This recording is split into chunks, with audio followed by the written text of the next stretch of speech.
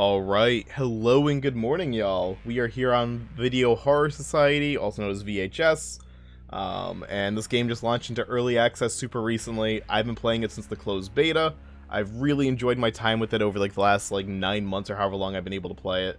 And now that it's up in open beta, early access, I see a lot of people downloading it, getting super discouraged, especially on Monster, thinking it's impossible, and the balance is all off, things like that. So I'm just kind of here to make a video. It's going to be one match. I'm going to live commentate it, go over my mentality as I'm playing, and hopefully people trying to learn how to play Monster that may click on this video will get some ideas of how you should approach it, because Monster is really not impossible. Monster is really fun. It's just you got to approach it to a slightly different mentality. So let's just go over my kit for the match we're about to queue up for. I'm playing as Wart. Wart is my main character. For those not familiar with what Wart can do, Wart has 3 powers. There's a leap. When you leap onto somebody, they'll get staggered, and you can also cover some good distance with it at a very short cooldown. There's acid armor. When you enable acid armor, it protects you from a weapon shot. So a weapon shot that would damage you will instead break your armor, and also destroy the weapon that hit you. So you're going to usually use this as you run into ambushes of weapons, or you're about to try to approach someone with a weapon. But it's not a be-all, end-all, you're fully safe, because there's 2 weapons on you. One can break your armor, the other one could then just do the damage to you as you're a little bit staggered. So this isn't a free pass to go in somewhere, but it's a good safety net. And then there's echolocation, which you can do, and it's going to show you an aura of where survivors, or teens rather, just were. Now I'm running 2 mutations, which are just kind of things you can get in your journey path as you level up your character. And the one I'm doing here is my favorite. It's Bombshell. It's going to give the leap a higher cooldown, but it's going to increase the radius for where you affect teens by about 25%, which is massive. And it also increases the stagger effect by about 10%, really letting you hit that and close in and get hits. So it's nice. And then the echolocation mutation, which increases the cooldown by 25%, which makes the cooldown on this very chunky. But it's also going to highlight teens that have weapons in blue, letting you know exactly where it's safe to kind of go and where it's not, things like that. It's very good info, so I love running that mutation. And then perk-wise, I don't really have much unlocked in open beta. I haven't had a lot of time to play in open beta, so all I got is Lethal Weapon 1, which increases the amount of damage I do by 4% per hit. So with that out of the way, let's queue up. The monster queues are pretty instant right now, so it shouldn't take too long, and we're just going to do this one take, win or lose. Just know, commentating this game and playing at the same time can be very tricky, so I may kind of start with one thought, and then the thought might get interrupted as I go into another thing. It really depends what's happening on screen. But I'm going to do my best. These matches usually are 15 to 20 minutes long, and I'll try and go over all the things going on in my head. So if you're a new Monster player trying to learn, or you're discouraged, maybe you can see this and be like, oh, maybe I should think like this, or maybe I should give this a go. And a lot of the knowledge, or a lot of the things I'm going to be sharing, can also be applied to other monsters, just in a slightly different way. I'm not a very strong werewolf player, and while I can play Dollmaster, I don't enjoy Dollmaster too much in terms of playing them, but you can definitely use some of these mentalities, not all of them, but some of them on these other monsters as well. But Wart's my homeboy here. I love me some Wart. So I'm really just going to be hoping we don't go to the school map. I find the school map to be the most brutal one, especially as Wart, for a variety of reasons, which I will cover. Every map's going to have an ambush spot where teens are going to try and lead you to, and they're going to go usually for a vault or something, and if you chase them with a vault, someone's usually there waiting for you to fire a weapon at you as you're stunned from falling. Hotel has a very blatant one. Hotel, towards the top floor, there's little vaults that lead into the bottom middle outside, and if you're a killer, or you're a monster rather, and you're vaulting down the second floor into the open concourse, you better be sure as hell nobody's down there, because you will take damage. Alright, so now the transformation process, it's very short. All I really do during the transform process is I get close to one table. If I don't hear it being worked on, I just transform. Straight up. I do not care about staying in transform or that mode as long as I can. I just want to get transformed and be ready to hit as quick as possible if I can't get the quick ambush. So, hotel first place I'm checking are the two most bitchy tables to get to, which are the downstairs ones. And then we kind of rotate from there. They don't know I'm Wart yet, at least I don't think they do. So I don't really want to use my echolocation, especially now that I know that someone's down on the curse table over here. The second I use echolocation, they know it's a Wart. And when you use echolocation, they know you used it, and they're probably going to try and rotate off from where they just were to avoid getting hit. Alright, now we know they're both on curse tables, so what I'm going to do is I'm going to leap, make her stagger, hit her away. I'm not going to commit to a chase, though. There's no point in committing to a chase this early unless they run very poorly, like in a straight line. What you want to do is inflict as much damage as you can in the early game before they get weapons crafted. That's what you want to do. Because you're still having a good effect on the map, even if you're not downing them. Every time you hit a teen in this game, they're losing some of their max health. If they start 100% max health, each individual hit I'm doing is probably taking them down another 20%. So now we have two people here at 80% max health. So if I can just keep rotating in, going for hits, even if they're full health, if I do that a couple of times, they're going to die in like their first down. Now sometimes there'll be chases you're going to want to commit to. 100%. But you gotta get to a certain point of the game where you feel like that's just right. And it's hard to explain like when that right moment's gonna be. You'll see me start doing it at a certain point. Okay, she has a weapon. I'm gonna armor up and see if I can just close the gap on her. I'm pretty sure she ran under the stairs. And ran down here. We're going to use the leap to close the gap. I do not have anywhere near enough armor protection to go keep chasing her. So my armor's gone after a couple of seconds. Alright, so now we're going to be in the tricky part of the game. Where a lot of them are likely farmed up at the moment. And have weapons. Only one weapon up? Oh, wow. Never mind. I screwed up. But I can recover. I didn't go up too far. Armor up, close the gap. With this mutation, I can usually get 2 leaps before I get it back off. And I'm just barely able to hit her before she deals damage to me. When you start getting hit, like if you close a gap like that and they start hitting you, don't like freak out and go for hit right away. Get as close as you can before you get damage to go for the hit. Because a lot of times you can close the gap just enough to get a hit before the damage happens. Like, just enough. It's really kind of close like that. Like, one more second there, I would have... Not even a second. Like, a millisecond more of being hit there, I would have took damage.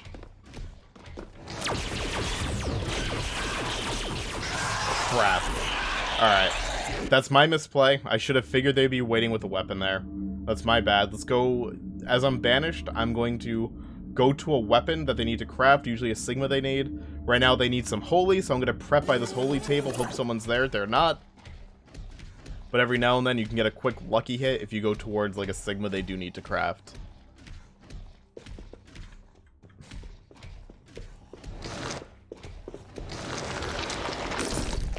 I saw the shadow, so I know they're still very close by.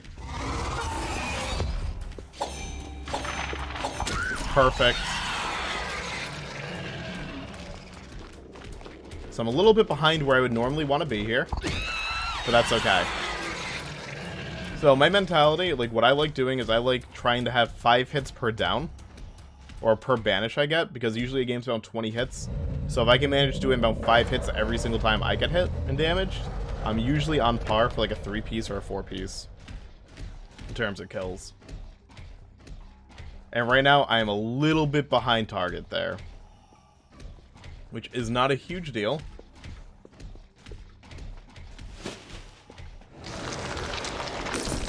Alright, someone moved behind me. But I also know someone is right up here as well. So how do I want to approach this? Hotel's very tough to approach sometimes. We know we got her backed up over in this room. Or we should. I heard the footsteps stop around here. But she may have left. Let's see.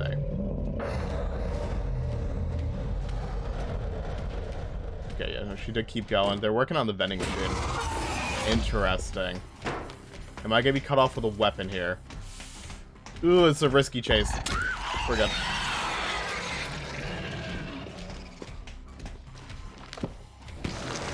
I'm armoring up before I jump down here. This is an ambush spot.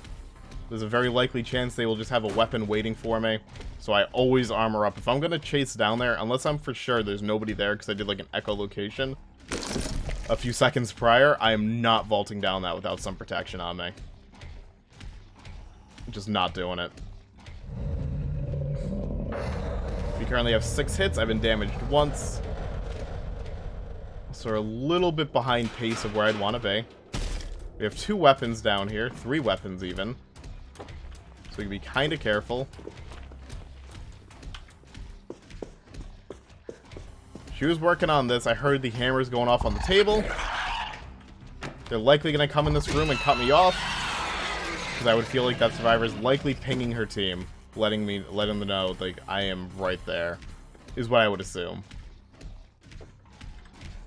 Let's get away from the area. They can pick her up. She's already taken 4 hits. She's likely... probably dead on next down. Almost guaranteed, unless she had a candy bar. Please hit me. There we go. Come on. Oh, so close. So sometimes I will opt to have my armor broken in a situation like that, because if they break the armor, that means the weapon's going to be gone. And it's a fraction of another second being like in that cursed sword's range. That would have broke my armor. Hey, I'm trying to talk here, Gloria. Calm yourself. That would have broke the sword and would have been one less weapon for me to worry about, basically.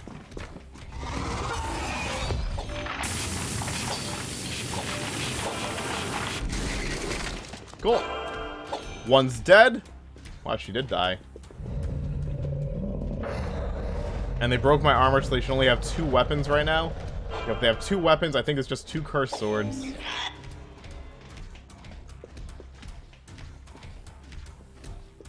I'm gonna wait right here. They're probably right around the corner here. Exactly.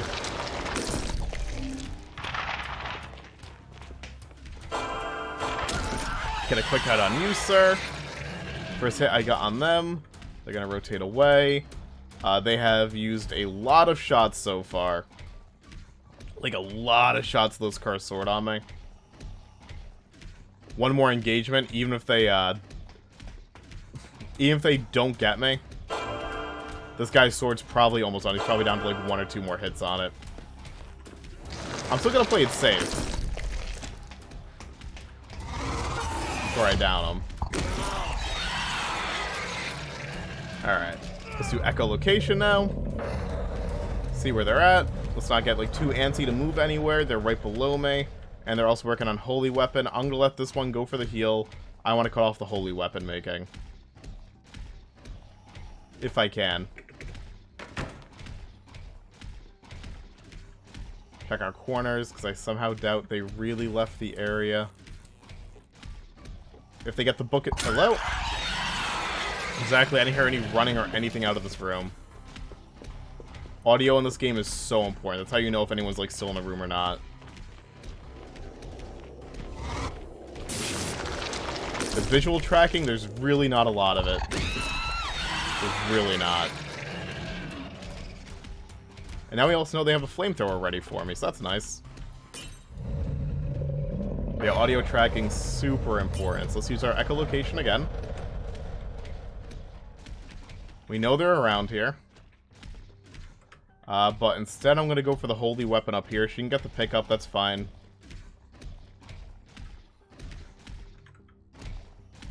Are they crouching up here? Are they in a locker? Yep. Usually not going to get people out of lockers, but every now and then you get lucky and do that. But that really is a lot of luck, because you typically will not get anyone in those.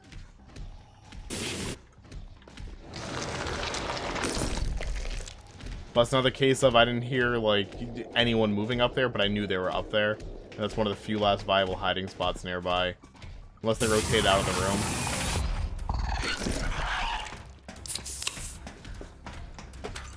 And usually people aren't going to want to leave their tables all too far, because they have a lot of progress on the weapon.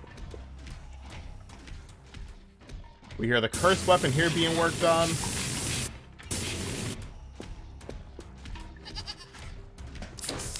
So we're gonna go here, we're gonna down her, that's another down. We know we have Flamethrower Lady right around here. Maybe she left me, though. She left me to go for the pickup.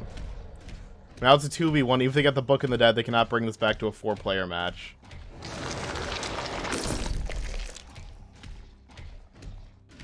Now let's just see if she is hiding in her corners anywhere.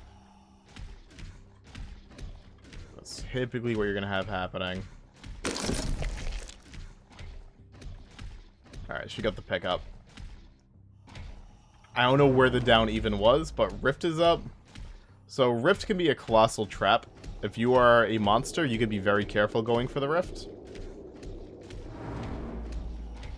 So what I do is Wart, and you can do this, it's a little bit easier to kind of defend as other killers, but as Wart, I just do an echolocation, see if anyone's approaching this Rift already. They're not. But usually I would do that, and if I see anyone approaching, I'd have an armor up, so if they do want to push me, they'll have to break armor and lose their weapon. Because no matter what, I'm taking that Rift. Is how I approach that.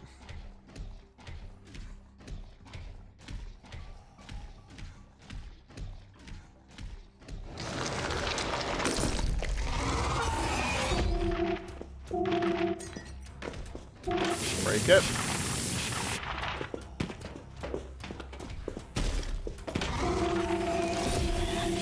I should be able to get that. Down him, kill him. And now we're down to a 1v1. She's used a good bit of her flamethrower. She is now out of flamethrower, and it's over, and she, I think, accepts death.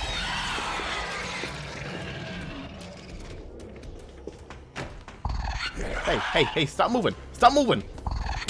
Boom. And that's game.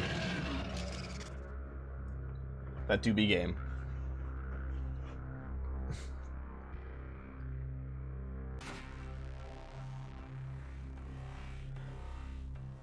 Alright, cool. So that's that was a 16-hit game. They went down a few less hits than like you normally would. Usually these games for me are like 20 to 25 hit. But yeah, that went really, really well. And that's just kind of like what you got to do as killer in this. You just gotta like kind of like really keep in mind like what weapons do they have? Can you tease out shots? Can you make them waste ammo? Where are the ambush spots? If you hear audio stop, like why did the audio stop? Are they hiding in a corner? Are they hiding in a locker? How should you transform? Like, if you get banished, where should you go? There are, like, so many questions you gotta always ask yourself, and it's very overwhelming, I think, for a new player. And I feel that. But, if you're a new monster in this game, trust me, it becomes a lot easier to kind of do this. It's very second nature. Even commentating this, I probably missed so many little things I did, because I just do them, like, so instinctively that I don't think much of them. But, that's how you approach monster. It's very...